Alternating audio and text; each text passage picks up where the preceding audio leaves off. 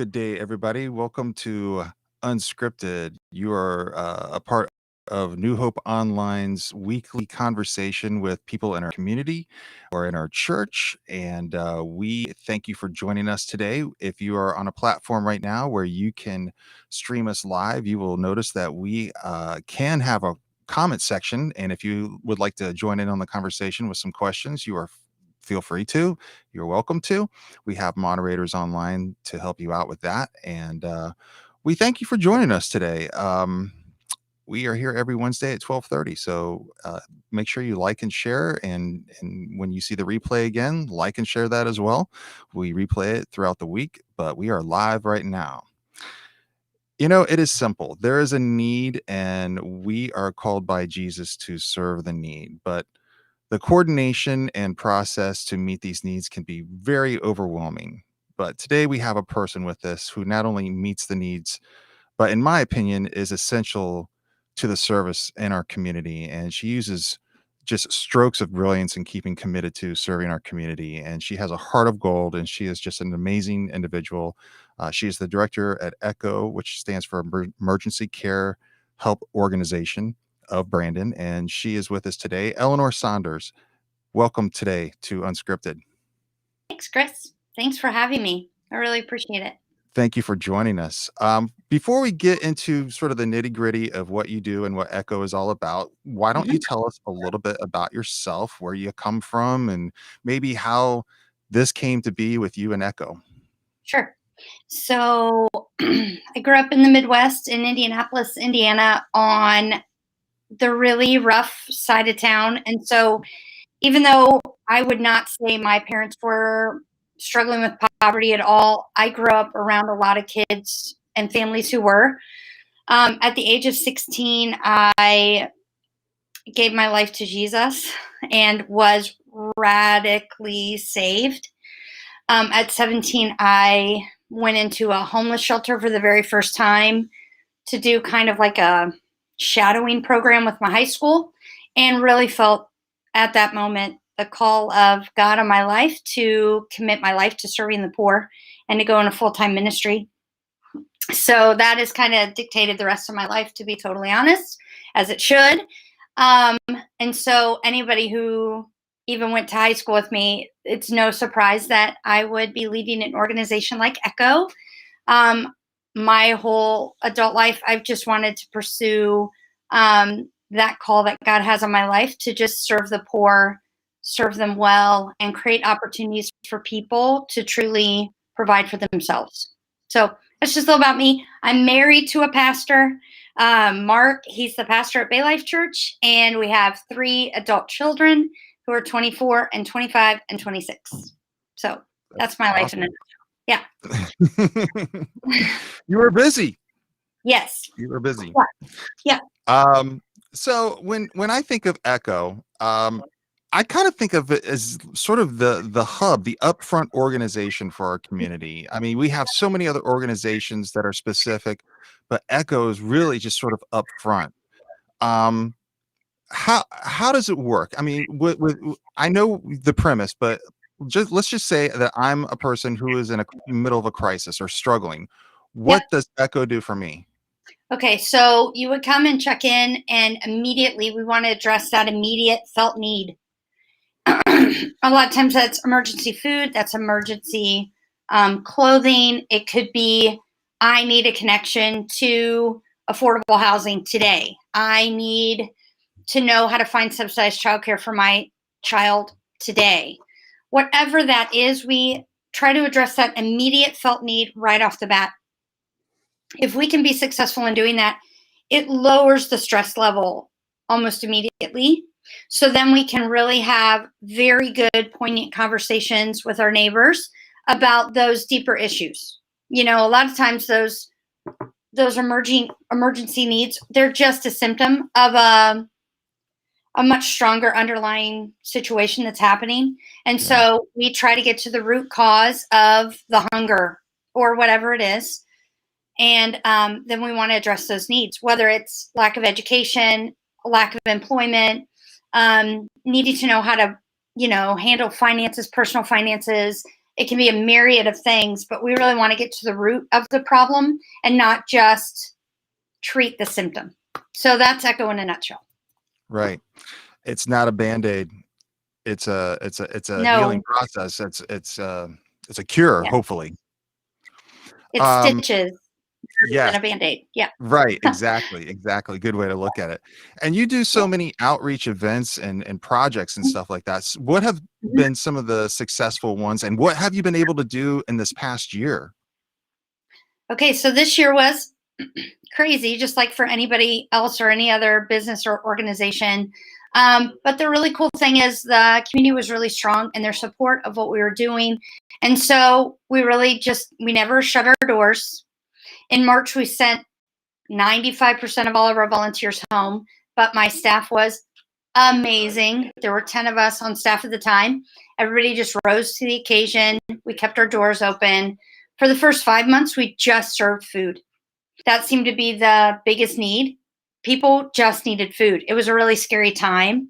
So we did that for 5 months. We just handed out food out of our door for 5 months. Every week you could come back and get food. And then we really started changing and pivoting like in August, September, and went back to really trying to address people on a deeper level. In June, we hired our first ever full-time workforce development director. She is amazing. Her and her team since October have successfully helped 63 neighbors find gainful employment. We're very excited about that. In December, we hired a full-time advocate. She does work very similar to a social worker. And so COVID really allowed us to step back and really get more serious about addressing the deeper needs for our neighbors. So it's been exhausting, but at the same time, it's been a really fruitful season for our organization. And we also opened a thrift store, and we're also opening a second building in Riverview. So that's been our last 12 months. So yeah.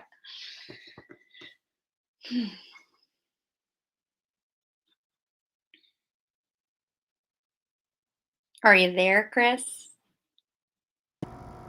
I'm here. Sorry about that. We had to switch studios. The thrift store, has that been successful so far? Overwhelmingly, more than we could ever imagine. We had to get pressure on lot, and so that was the main motivator. Open the thrift store. Mm-hmm. We also wanted to do work of what was going. So that's been open story. Great. So with all of this progress and things that have been just developing, where would you like to see Echo in, let's say, 10 years? What is your vision for Echo? Should we be expecting more of like a progressing throughout the county, or do you even want to go through the Bay Area? I mean, no, we really are unincorporated. Desperately underserved area of our county. And so we're going to see an unincorporated wholesale.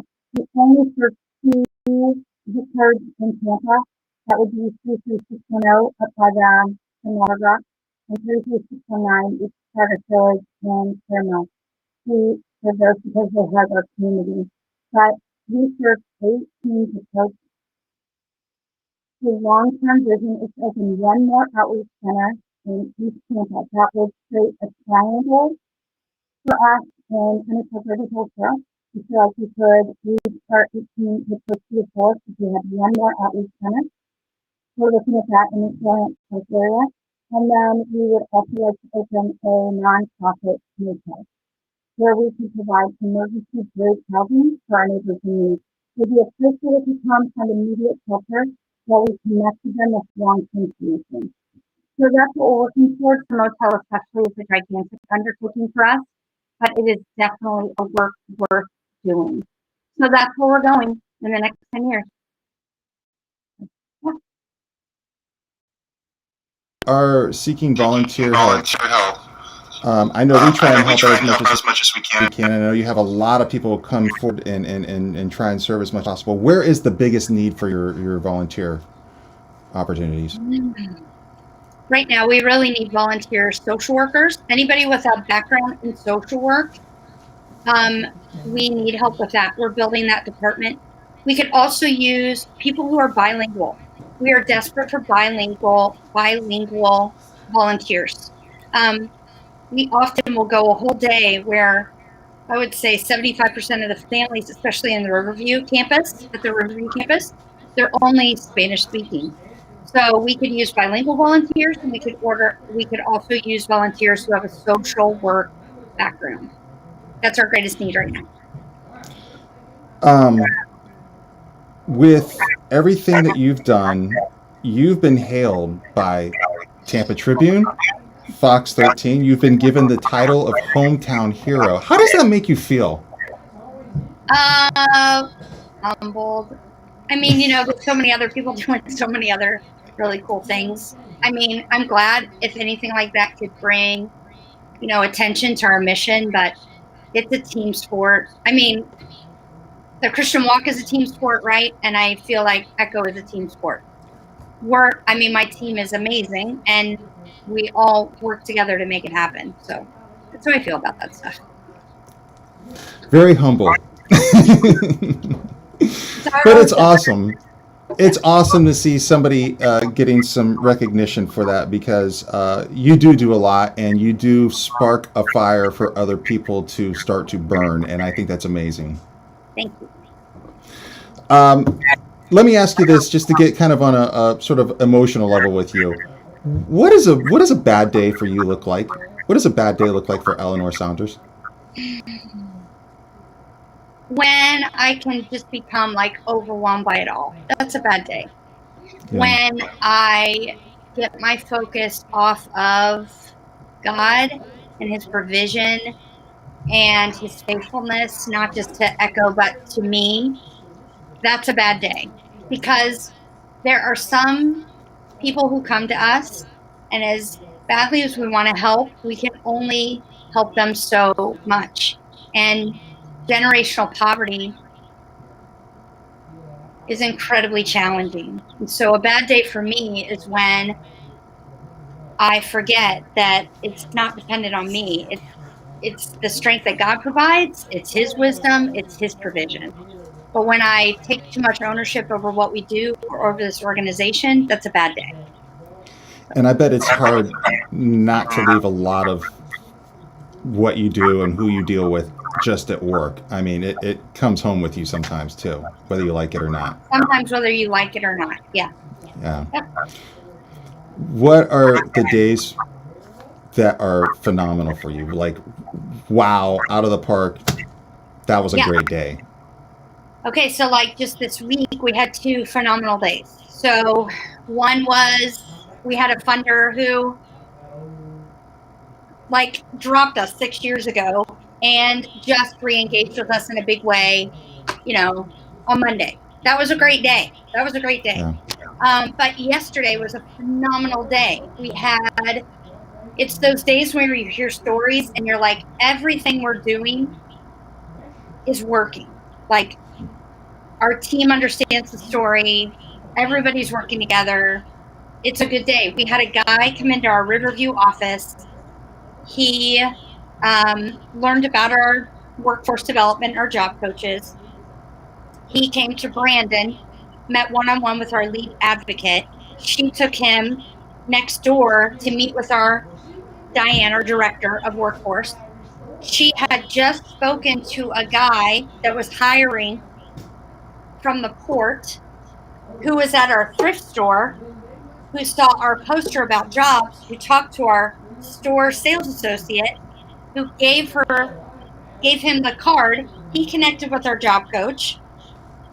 They got to know each other. That guy, the other guy who needed a job, went back to the thrift store with one of our coaches, got interview attire, went and interviewed, and got hired.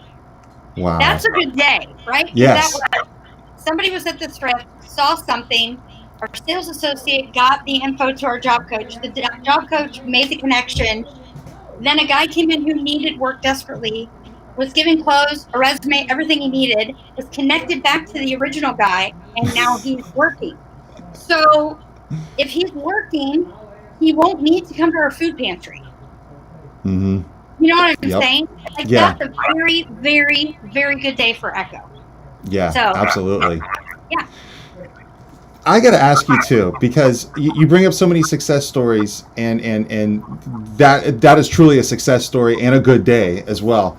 Do you ever look at just the general population as all of us being vulnerable somehow to something? I mean, there is so many situations like we've seen in the past year where things can happen, and can we rely on Echo for certain types of situations like we've seen in the past year? Yeah. So we always say this, like around here, you never know the rest of the story. Mm-hmm. You just never know the rest of the story. We've had people pull up here in Escalades. It would be incredibly easy to judge that, to make a snap judgment. You can't. Sure. The family who pulled up in the Escalade was literally living in the Escalade with Wow. expired tags. That's all they had left. We had a lady come in to Riverview just yesterday, and she had seen us in November to sign up for Gift of Hope, which I know New Hope is involved in. And she relayed back to Steve, the director in Riverview, that her son had gotten COVID around that time. She got furloughed, and if it hadn't been for Gift of Hope, her kids wouldn't have had Christmas presents. This is a woman who's worked her whole life. So yeah, it can happen to any of us. Mm-hmm. I've worked with homeless people who were former college professors. I mean, no one is immune from Yeah. crisis. So anyway, we really do believe we're just we don't call people clients. We call them our neighbors because that's what we believe they are. We're just Yeah. neighbors serving neighbors. We want to serve people with side-by-side service. We just want to come alongside someone, and we want to treat them just like we would be treated, because they're the people that we shop at Walmart with. Our kids are in Little League together. We go to church together. They're truly our neighbors. So yeah, no one's immune to emergencies, that's for sure. What an amazing perspective. Wow.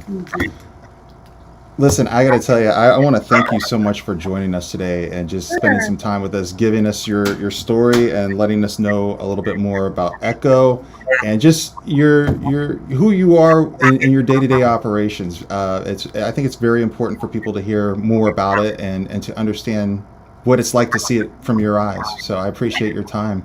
Sure. Thank you so much for having me. I appreciate it. Have a wonderful day, Eleanor. Thank You too. you. All right. Thank you. Bye bye. Bye.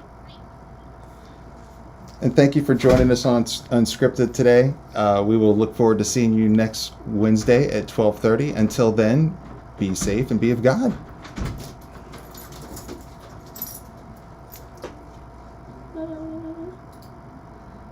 Where is the thing?